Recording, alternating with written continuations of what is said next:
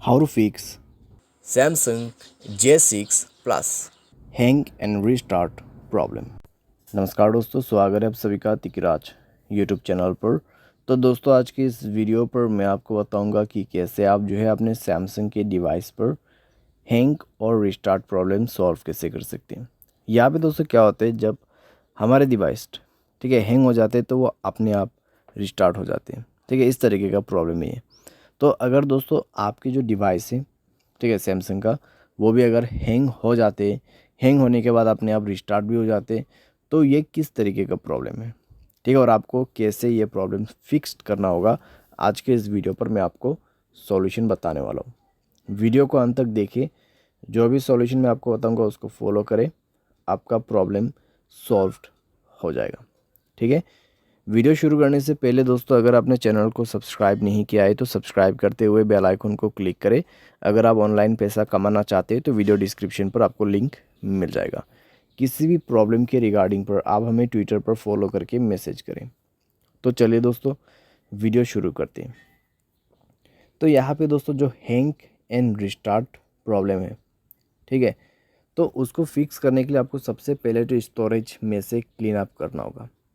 Storage को clean कीजिए और मोबाइल पे कई सारे एप्लीकेशंस है तो उसको डिलीट कीजिए। ठीक है, बहुत बड़ा एप्लीकेशंस आप यूज़ करते हैं तो उसका डेटा को क्लियर करके यूज़ कीजिए, इससे आपका जो रैम है वो खाली होगा। ठीक है, और कोई भी दोस्तों एप्लीकेशन जो कि बैड एप्लीकेशंस होगा उनको भी डिलीट कर दीजिएगा। बैड एप्लीकेशन जैसे कि कोई अननोन वेबसाइट से इंस्टॉल किया हुआ एप्लीकेशन, ठीक है, तो उनको डिलीट कीजिए और अपने स्पेस को फ्री अप कीजिए। उसके बाद माय फाइल्स पे जाए और यहाँ पे भी दोस्तों स्टोरेज को फ्री अप कीजिएगा। ठीक है, जब स्टोरेज आपका 40 to 30% एम्प्टी हो जाएगा, तब आप अपने मोबाइल सॉफ्टवेयर को अपडेट करेंगे। ठीक है, मोबाइल सॉफ्टवेयर को अपडेट करेंगे। मोबाइल सॉफ्टवेयर अपडेट होने के साथ ही साथ आपका प्रॉब्लम सॉल्व हो जाएगा। ठीक है, तो हैंग और रिस्टार्ट का जो इशू है आप इसी तरीके से फिक्स कर सकते हैं। तो ये सॉल्यूशन को आप फॉलो करके देखिए, प्रॉब्लम सॉल्व हो जाना चाहिए। अगर सॉल्व हो जाता है तो अच्छी बात है।